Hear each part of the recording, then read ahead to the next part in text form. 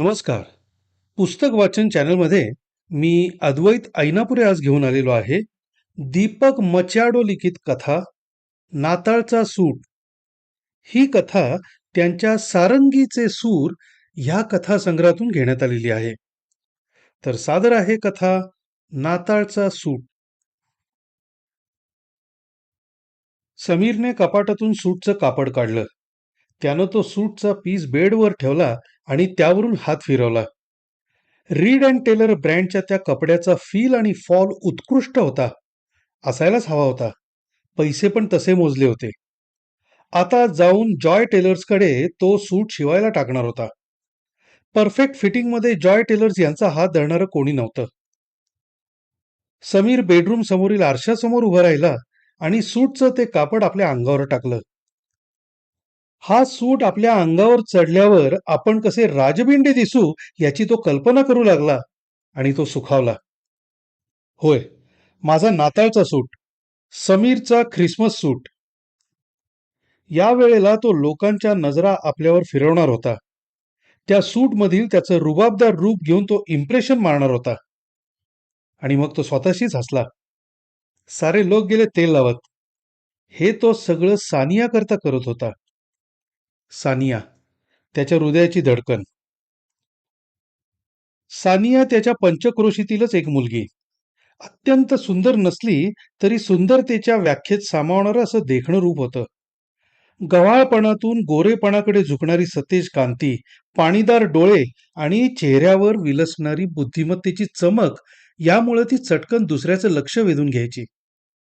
समीरला ती खूप आवडायची.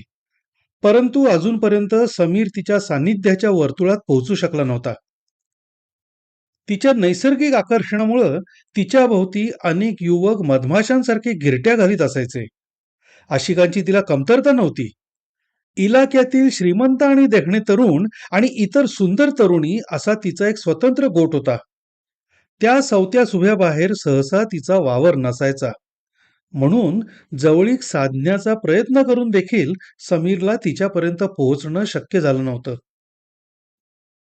सानिया आधुनिक आचारविचारांची मुलगी होती. आदल्या वर्षाच्या नाताळच्या पार्टीत समीरनं तिला एका मुलाबरोबर अत्यंत सुबकपणे पाश्चात्य बॉल डान्स करताना पाहिलं होतं.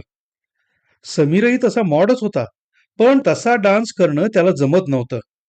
त्यावेळेला त्याच्या हेही लक्षात आलं होतं की सानिया ही स्वतः हाय फॅशनचा पेहराव करत असे आणि त्याच मानकाचा अवलंब करणाऱ्या स्टायलिश मुलांबरोबर संपर्क ठेवणं ती अधिक पसंत करायची.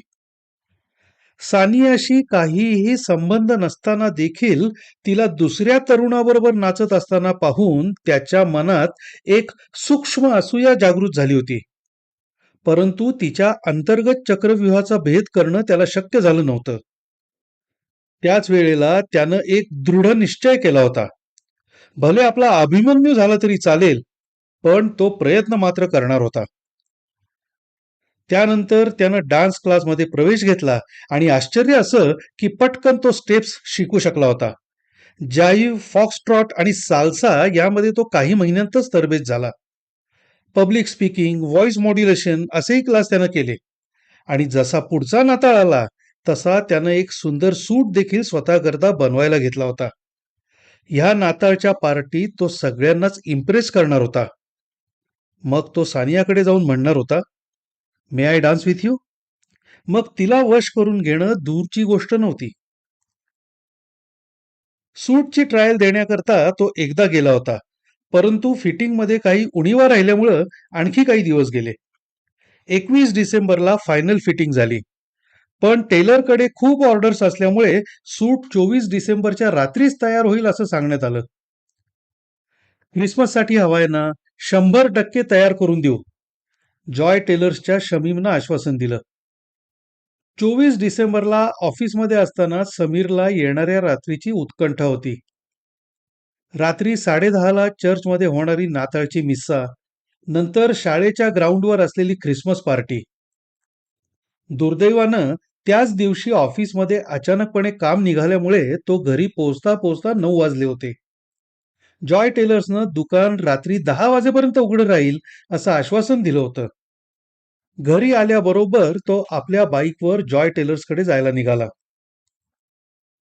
पटकन पोहोचणं अगत्याचं असल्यामुळे मुख्य रस्ता न घेता अंतर्गत रस्त्यावरून तो सुसाट निघाला. रस्त्याला लागून असलेल्या बावखलास वळसा मारून पुढे गेला असताना डोळ्याच्या कोपऱ्यातून काहीतरी वावगं पाहिलं असल्यासारखं त्याला जाणवलं. त्या दृश्यातलं वावगेपण कोणाच्याही माणुसकीच्या भावनेला साथ घालील असं होतं. क्षणभर त्याच्या मनात आलं, आपण थांबलो तर आपला सूट मिळणार नाही आणि मग सगळंच उखळ पाण्यात जाईल. चल, काय आहे ते बघूया तरी.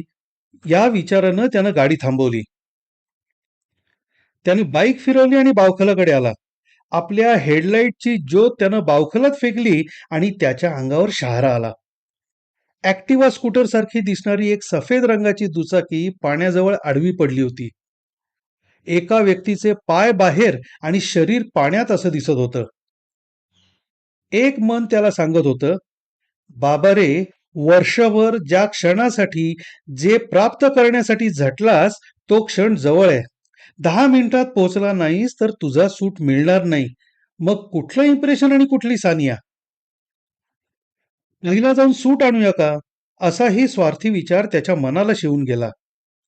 दुसरं मन त्याच्या संस्कारांना, त्याच्या सत्सद विवेक बुद्धीला, त्याच्या कर्तव्याच्या भावनेला साथ घालत होतं.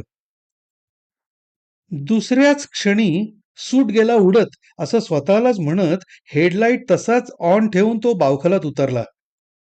अपघातग्रस्त व्यक्ती एक पुरुष होता हे त्याला उमगलं. त्याचं अर्ध अंग पाण्यात होतं. आपल्या शरीराचं संपूर्ण बळ लावत त्याने त्याला पाण्याबाहेर खेचलं. त्या अंधुकतेत सुद्धा पाण्यावर दिसणारा थर हा रक्ताचा आहे हे त्याला जाणवलं. त्या इस्माच्या हाताच्या धमनीला इजा झाली होती. चटकन आपला रुमाल काढून त्यानं जखमेचा भाग करकचून बांधला. तो इसम शुद्धीत नव्हता. कॉलेज जीवनात असताना केलेला फर्स्ट एडचा कोर्स समीरला आठवला. त्वरित त्यानं मौखिक श्वासोच्छ्वास देण्यास सुरुवात केली. थोड्याच वेळात तो इसम मम्मी मम्मी असं कणू लागला आणि समीरचा जीव भांड्यात पडला. बावखलाच्या दिशेनं हेडलाईट लावलेली बाईक बघून इतर बाईकस्वार आणि कार थांबू लागल्या. परिस्थितीची कल्पना आल्यावर सर्वांनी मिळून त्या व्यक्तीला जवळच्याच हॉस्पिटलमध्ये हलवलं. उजेडात आल्यावर तो एक अनिकेत नावाचा 22 वर्षांचा युवक होता हे उमगलं. डॉक्टरांनी रक्ताचं आवाहन केलं होतं. सगळ्यात पहिलं रक्त समीरने दिलं. रात्री 12 वाजता जेव्हा सारं जग ख्रिस्तजन्म साजरे करत होतं, त्याच वेळेला समीर आपल्या रक्तानं दुसऱ्या एका व्यक्तीला पुनर्जन्माचं दान देत होता. नको नको म्हणत असताना देखील अनिकेतच्या आईनं आणि बहिणीनं त्याच्या पायाला स्पर्श करत त्याचे आभार मानले. डॉक्टरांनी सुद्धा त्यानं योग्य वेळी केलेल्या उपाययोजनेबद्दल समीरचं अभिनंदन केलं. रात्री 2 वाजता घरी आल्यावरच समीरला जाणीव झाली की नाताळची मिस्सा आणि पार्टी संपलेली होती. होय, सानियाच्या प्रीतीचक्राच्या चक्रव्यूहाला भेद पाडण्याच्या त्याच्या स्वप्नाचा चुराडा झाला होता. पण एक अत्यंत थोर कृत्य आपल्या हातातून घडल्याचं त्याला अपार समाधान होतं. दुसऱ्या दिवशी तो हॉस्पिटलमध्ये त्या युवकास भेटण्यासाठी गेला. काही नातेवाईक त्याला भेटण्यास आले होते. समीर आतमध्ये शिरताच चपापला. तेथे आलेल्यांमध्ये सानिया देखील होती. तिला बघता क्षणीच एक रोमांचक लहर त्याच्या शरीरातून निघून गेली. पण क्षणभरच. तिचा आपला काय संबंध होता? त्याने अनिकेतचे हात हातात घेऊन त्याची खबरबात विचारली. समीरच्या त्या जीवनदायी कृत्याचे पडसाद साऱ्या पंचक्रोशीत उमटले होते. सारं विश्व नाताळाच्या जल्लोषात सामील असताना त्या अंधाऱ्या रात्री थंडगार पाणी आणि बावखलातील चिखल याचा सामना करत एक युवक दुसऱ्या एका युवकाला मरणाच्या दारातून वाचवतो, ही बातमी वाऱ्यासारखी पसरली होती. चर्चेचा विषय झाली होती.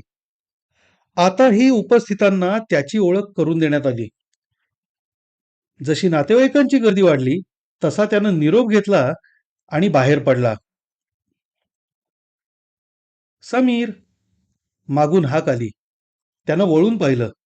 त्याची स्वप्नपरी सानिया मागे उभी होती.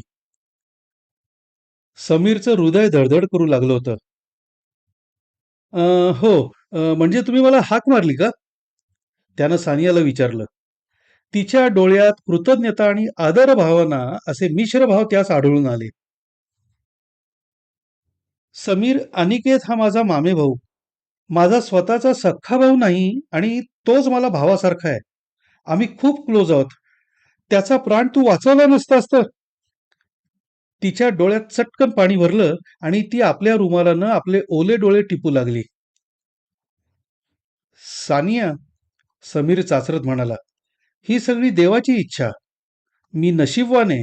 याशिवाय चांगला नाताळ मला लाभला असता का? सानिया त्याच्याकडे टक लावून पाहत होती. शेवटी ती म्हणाली, Sameer, you are an absolute gem of a person.